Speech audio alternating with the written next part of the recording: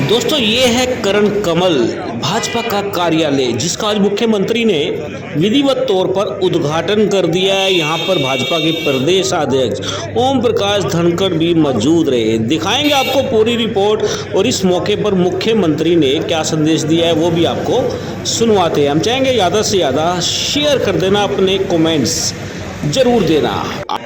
नमस्कार, मैं हूं विकास सुखीजा और आप देख रहे हैं अब तक टाइम। दोस्तों, भारतीय जनता पार्टी का जिले करनाल के कार्यालय का आज उद्घाटन विधिवत तौर पर हो चुका है। हरियाणा के मुख्यमंत्री मनोहर लाल खास तौर पर पहुंचे हैं और भाजपा के प्रदेशाध्यक्ष ओम प्रकाश धनखड़ भी पहुंचे हैं। इसके अलावा और भी नेता यहां मौजूद हैं। चलिए आपको सुनवाते इस मौके पर मुख्यमंत्री ने क्या संदेश दिया है।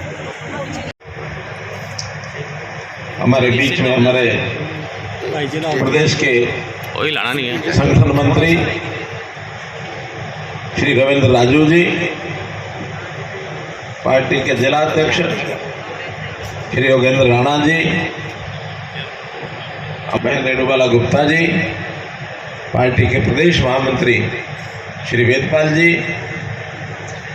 हमारे ऐसे कर्मठ कार्यकर्ता, पूर्व में प्रदेश में सरकार में मंत्री रहे भाई श्री शशिपाल मेहता जी, पूर्व मंत्री श्री कर्णदेव कंबोज जी, कार्यालय के इस सारे प्रकल्प को पूरे प्रदेश भर में जो टीम देख रही है उस टीम का प्रतिनिधित्व करने वाले यहाँ आए श्री GL शर्मा जी, श्री जगमान आनंद जी, मंचासीन और सामने बैठे हुए सभी मेरे आत्मीय कार्यकर्ता बंधुओं, भाइयों बहनों, पत्रकार छायाकार मित्रों, पार्टी के इतिहास में इस प्रकार का कार्यक्रम जिसमें किसी कार्यालय का, पार्टी कार्यालय का शिलान्यास हो अथवा उद्घाटन हो, उस पार्टी के वहां के एरिया के इतिहास का एक महत्वपूर्ण दिन बन जाता है। क्योंकि पार्टी को सुचारू ढंग से चलाने के लिए, उसको मजबूत करने के लिए जहां कार्यकर्ताओं का महत्व है, जहां अपनी कार्यपद्धति का महत्व है, जहां अपने कोष का महत्व है, इसी प्रकार से अपने कार्यालय का भी महत्व है। जब तक कार्यालय नहीं होता तब तक पार्टी कहीं ना कहीं से चलती तो है ही है, लेकिन बहुत से अरेंजमेंट करने पड़ते हैं। कभी किराए का कार्यालय लेना पड़ता है, कभी कभी किसी कार्यकर्ता के घर से चलना पड़ता है। काम तो चल जाता है, लेकिन सामूहिकता की जो कार्यकर्ताओं में भावना आनी चाहिए, वो जब तक अपना कार्यालय नहीं होता तब तक उसमें उतना जो स्वाभिमानी कार्यकर्ता उसको आनंद नहीं आता है। अब क्योंकि करनाल के कार्यकर्ताओं का ये अनुभव अभी तक तो अलग अलग जगह पर कार्यालय चलने की परंपरा रही है। सरकार आने के बाद बहुत से काम हमारे सरकारी भवनों से भी चल पड़ते हैं। इससे पहले कभी लक्ष्मी मंदिर से वहाँ से कार्यालय चलता था, कई बार कार्यकर्ताओं के घरों से भी कार्यालय चलाए हमने किया। लेकिन आज का ये अवसर मैं समझता हूँ उन सब कार्यकर्ताओं की बदौलत जिन्होंने इच्छा की कि एक अच्छा कार्यालय बनना चाहिए, जिन्होंने उसमें योगदान किया, उन सब के लिए बहुत ही एक सुनहरा ये दिन है कि आज एक अपना कार्यालय आज बना करके, और जिस कार्यालय का नाम करण कमल ये रखा गया है, इस करण कमल नाम में भी अपने आप में एक ताकत है, शक्ति है जो हमको प्रेरणा देगी। पार्टी के कार्यालय का अपना इतिहास, पार्टी के काम का इतिहास करनाल का हम सब जानते हैं, पुराने कार्यकर्ता जानते हैं। जब कभी पानीपत और करनाल एक ही जिला होता था, उस समय पुराने कार्यकर्ताओं में बहुत लोग अध्यक्ष रहे। फतेहचंद विज जी का नाम मुझे याद है कि जो उस समय ज्वाइंट जिले के अध्यक्ष होते थे। मुझे लगता है शायद चौधरी शिवराम जी भी कभी जिले के अध्यक्ष रहे उस समय, जनसंघ के समय। उस समय पुराने कार्यकर्ताओं ने खून पसीने से इस पार्टी को चलाया है। जब मैं संगठन मंत्री था उस समय भी कई जिला अध्यक्ष, क्योंकि लगातार 8 साल तक पार्टी का संगठन मंत्री के नाते में जो काम किया, उस समय के जिला अध्यक्ष, बाद में अभी भी सरकार के समय के जिला अध्यक्ष, जो लोग रहे हैं, जिन्होंने अपनी मेहनत से कार्यकर्ताओं के साथ लेकर के पूरा सहयोग कार्यकर्ताओं का भी लिया, अपने पास से भी किया और पार्टी तो यहाँ तक लेके आए। आज के दिन को याद करना बहुत आवश्यक है। मुझे जो याद आ रहे हैं उसमें श्री चेतन दास जी भंडारी, श्री अतर सिंह जी संधू, ब्रिजभूषण जी गुप्ता, राम कुमार जी आर्य, श्री रमेश कश्यप जी, श्रीमती संतोष अत्रेजा जी, श्री जंग बहादुर चौहान जी, श्री अशोक सुखीजा जी, भगवान दास कबीरपंथी जी, जगमोहन आनंद जी और वर्तमान में अपना जिलाध्यक्ष योगेंद्र राणा जी। कितनी बड़ी लंबी है ये कड़ी है। इसमें से बहुत लोग हमसे छोड़ करके चले भी गए हैं। उनको तो मैं श्रद्धांजलि अर्पित जरूर करता हूँ कि कितनी मेहनत से काम किया है। क्योंकि मैं स्वयं जब आता था तो कई बार ऐसा होता था, कार्यक्रम करना है, साधनों की आवश्यकता होती है, तो साधन होते नहीं थे, तो जिलाध्यक्ष कहीं ना कहीं से अरेंजमेंट हो तो कहीं जेब से भी खर्च करता था। लेकिन आज कोई इस प्रकार की समस्या कठिनाइयाँ कम हैं, क्योंकि हमारे समर्थक, हमारे मतदाता, हमारे सहयोगी और कार्यकर्ता भी बहुत से अच्छे ऐसे हैं जो ठीक स्थिति में हैं, वो योगदान करने में पीछे हटते नहीं हैं। जब ये कार्यालयों की योजना बनी उस समय जिनके मन का ये विचार था कि हर जिले में कार्यालय बनना चाहिए, अपने उस समय के राष्ट्रीय अध्यक्ष श्री अमित शाह जी, जब उन्होंने ये विषय रखा कि हर जिले में कार्यालय हो, बहुत अटपटा लगा हम लोगों को कि आखिर एक एक कार्यालय पर कितना पैसा खर्च होगा। हमारे पास प्लॉट भी नहीं है, वो भी हमको खरीदने होंगे, और कार्यालय बनवाने हैं तो कम से कम ऐसे अच्छे तो बने जहां हम व्यवस्थित रूप से कार्य चला सकें। लेकिन उन्होंने जिस प्रकार से हमें एक प्रेरणा दी, जिस प्रकार से उनका एक आग्रह था, हम लोगों ने भी आने के बाद पूरा प्रयत्न किया और सब 22 के 22 जिलों में कार्यालय बनने की जो सिस्टम शुरू हुआ था, आज उसमें से अपना ये 15वां स्थान है जहां आज अपना उद्घाटन हो गया है। 15 कार्यालय बन चुके हैं और एक 4 कार्यालय बहुत जल्दी उद्घाटन महीने में 2 महीने में होने वाला है। केवल 3 कार्यालय ऐसे हैं किन्हीं कारणों से वो थोड़ा पीछे रह गए हैं, उस पर भी और साल में 1.5 साल में कार्यालय बनकर तैयार हो जाएंगे। मैं समझता हूँ 22 के 22 जिलों के कार्यालय बनेंगे और इसमें पार्टी का काम सुचारू ढंग से चले। वहीं बैठ करके हम पार्टी की गतिविधियां और पार्टी का जो काम मुख्य रूप से, जैसे धनखड़ जी ने बताया कि सरकार की योजनाओं को हम वहां से जनता तक पहुंचाने का काम भी करें। जिनको योजनाएं पहुंच गई हैं, जो लाभार्थी हो गए हैं सब योजनाओं के, उनको संपर्क करने का काम भी हम करें।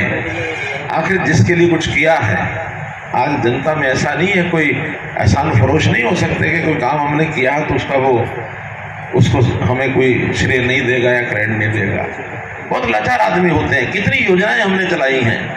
हमने हरियाणा में पिछले 3 महीने पहले दिसंबर 2022 में 12.5 लाख नए राशन कार्ड बनाए। 12.5 लाख हर जिले में। आप देख लें, हिसाब लगा लें कि 22 जिले हैं तो कितने, कम से कम यानी 5,000 कार्ड, 50,000 कार्ड एक एक जिले में नए बने हैं। ऐसे लोगों के घरों में आवश्यकता थी, गरीबी की रेखा से वो नीचे थे, लेकिन पिछले समय में कोई ऐसा पैमाना नहीं था कि कौन गरीब है कौन नहीं है। इसमें भी दुविधाएं बहुत थी। हमने परिवार पहचान पत्र के नाते से उसका सर्वे किया और एक क्लिक से 12.5 लाख लोगों को चुनाव भेज दिया। ये शिकायतें भी मिलती थी कि बहुत लोग ऐसे जिनके पक्के मकान हैं, घर में गाड़ी है, परिवार का एक सदस्य नौकरी भी लगा है, वो इनकम टैक्स पे भी करता है, फिर भी राशन कार्ड बना है। ये शिकायत भी जेन्युइन थी, उसके कारण से कुछ लोगों के कटे भी हैं। हो सकता है इस प्रोसेस के अंदर कोई गलत व्यक्ति की भी जानकारी भरी गई हो और वो कट गया हो। उसके लिए हमारे कार्यकर्ताओं को ये काम करना पड़ेगा कि उसका जो भी फार्म भरवाना है, जो उसकी जानकारी लेनी है, उसकी अपील करेंगे तो 15 दिन में उसकी सारी व्यवस्था ठीक हो करके पिछला रुका हुआ राशन वो भी उनको मिलेगा, चाहे 2 महीने का रुका, चाहे 3 महीने का रुका है। इसलिए ये सारी योजनाएं हमको अपने कार्यालय में बैठ करके, जिनके आयुष्मान कार्ड नहीं बने हैं, आयुष्मान कार्ड का तो हमें अंदाजा ही नहीं था कि कितना लाभ इसका होने वाला है। आपकी जानकारी के लिए, जब से आयुष्मान कार्ड और चिरायु हरियाणा ये योजनाएं चली हैं, हरियाणा में 7 लाख लोगों ने इलाज करा लिया अभी तक। 7 लाख लोगों ने 950 करोड़ रुपए का खर्च हो गया इसमें। अब इसमें अलग बात है कि केंद्र सरकार का योगदान है, बाद में प्रदेश सरकार का भी होगा, लेकिन हम इस कदम को पीछे नहीं हटाएंगे, बल्कि इसमें और आगे बढ़ने की योजनाएं भी बना रहे हैं कि 1,80,000 से ऊपर के जो लोग हैं, 3 लाख तक के लोगों को भी इस सहायता का कोई ना स्वरूप बना दें ताकि उनको भी लाभ मिले। घर में एक आदमी बीमार हो जाए, प्राइवेट अस्पताल में कहीं इलाज करने जाता है तो 50,000, 1 लाख, 2 लाख, 3 लाख, 5 लाख यहाँ तक खर्च होता है। कम से कम 5 लाख रुपए तक की सहायता सामान्य परिवारों को सरकार दे रही है। इसका लाभ उन सबको, उन परिवारों को जरूर उठाना चाहिए। मैं तो अभी एक कार्यक्रम शुरू किया है, आपको जैसे जानकारी है कि जन संवाद के कार्यक्रम जिलों में 3-3 दिन के मैं कर रहा हूँ। एक दिन एक विधानसभा, 3-5 कार्यक्रम उसमें हो जाते हैं। वहाँ सामान्य जनता इन चीज़ों से इतनी आह्लादित है कि अगर ये ना होता तो हमारे परिवार का ही सदस्य बचने वाला नहीं था, क्योंकि हमारे पास पैसा नहीं था, इलाज बहुत महंगे हो गए हैं। तो इस प्रकार से इसका बहुत बड़ा लाभ लोगों को मिल रहा है। हमको भी ये ठीक है कि हमको किसी को ये नहीं कहना है कि ज़बरदस्ती योजना का लाभ उठाओ। हम तो चाहते परिवार में गरीब कोई, यानी बीमार कोई भी ना हो, इलाज का लाभ ना लेना पड़े, लेकिन अगर आवश्यकता पड़े तो उसको ये सरकारी लाभ मिलना ही चाहिए। इसका सहयोग हम उनको करेंगे तो निश्चित रूप से। हम लोग भ्रष्टाचार की लड़ाई भी लड़ रहे हैं, खूब लड़ रहे हैं। और ये भ्रष्टाचार ऐसा है, यानी मन में किसके बिगाड़ आ जाए और कहाँ तक ये घुस जाए, अच्छे लोग वो इसमें पकड़े जा रहे हैं। चाहे वो सरकारी अधिकारी हैं, कर्मचारी हैं, कहीं ना कहीं समझौते हो जाते हैं। उस समझौते में कोई लाभ उठाना है, उस लाभ उठाने के बदले शायद वो पात्र नहीं है लाभ उठाने का, लेकिन पैसा खिलाओ, लाभ उठाने का कोई ना कोई रास्ता निकाल लेंगे। और जब से हमने ये नौकरियां पारदर्शी ढंग से देनी शुरू की हैं, इसका अभूतपूर्व एक उत्साह लोगों में है। नहीं तो पिछले समय में, आज से 10 साल पहले, लोग बोरे के बोरे भर कर के पैसों को इकट्ठे करते थे कि बेटों को नौकरी लगवानी है, दलाल को ढूंढते थे, पकड़े जाने का डर भी नहीं था, क्योंकि नीचे से ऊपर तक सिस्टम बंधे हुए थे। जो पढ़ने वाले युवा, मेहनती युवा, योग्यता वाले, उनको आस नहीं थी कि हमको नौकरी मिलेगी। आज वो गरीब परिवार पढ़ाई लिखाई के अंदर जो आगे पहुंच गया है, घर बैठे उसको जो नियुक्ति पत्र मिलता है, उस पूरे गांव में इतना वो छा जाते हैं लोग इस खुशी को लेकर के। जिनको नहीं मिलती उनको भी संतोष होता है कि भी चलो जिसको मिली है वो हमारे से ज़्यादा होशियार था। जानते हैं सब एक दूसरे को, वो मेरे से ज़्यादा पढ़ने वाला था, उसको मिली है, कोई बात नहीं। पहले जिसको मिलती थी, एक को मिलती थी, 20 नाराज होते थे कि उसका दाव लग गया, मेरा दाव नहीं लगा। ये काम दाव लगाने का नहीं है। ये काम जो है ये लोगों की योग्यता को पहचानने का है। और सारे सिस्टम जो हमने बनाए हैं उसमें कुछ लोग अभी भी खेल खेलने वाले मिलते हैं। 700 लोग इस काम में पकड़े गए हैं जो इस प्रकार का खेल खेलते रहे हैं। कहीं ना कहीं पकड़े जाते हैं। देने वाला पकड़वा देगा, लेने वाला पकड़ा जाएगा, टेलीफोन से पकड़ा जाएगा, SMS से पकड़ा जाएगा, व्हाट्सएप, ट्विटर से पकड़ा जाएगा, व्हाट्सएप से पकड़ा जाएगा, किसी से के सामने अपनी बोर मारते हुए पकड़ा जाएगा। देखो मैंने लगवा दी नौकरी इसकी, वहां पकड़ा जाएगा। आज सबको सहम गए लोग कि इस तरीके से काम नहीं होगा। तो इस प्रकार से मेरा कहना है कि सरकार के साथ पार्टी जब डट के खड़ी होती है, पार्टी का कार्यकर्ता खड़ा होता है, तभी सरकार भी सुचारू ढंग से अपने काम चला सकती है। अन्यथा सरकार को भी काम करने में केवल अधिकारियों पर, कर्मचारियों पर निर्भर होना पड़ता है। इसलिए इस मुहिम में जो लोग का हाथ लगे हैं उनको भी अपना आनंद है, और कार्यालय बनने के बाद इस काम में और भी तेजी आएगी, ऐसा मेरा कहना है। ऐसे कार्यालय को बनाने में बहुत लोगों ने योगदान किया।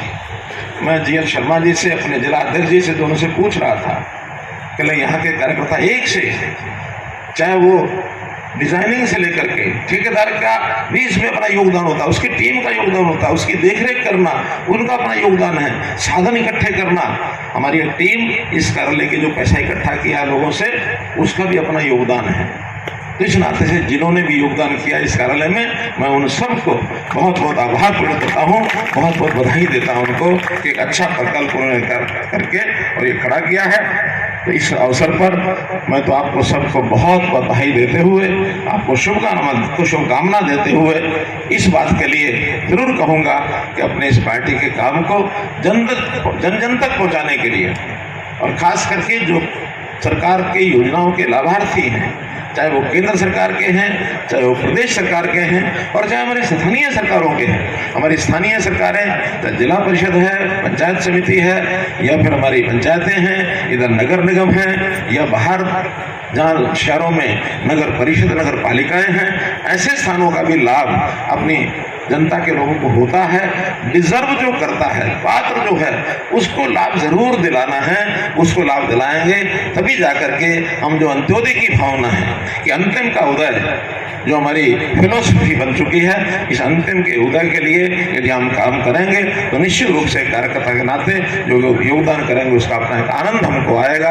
आपको बहुत बहुत आभार, बहुत बहुत धन्यवाद, शुभकामनाएं।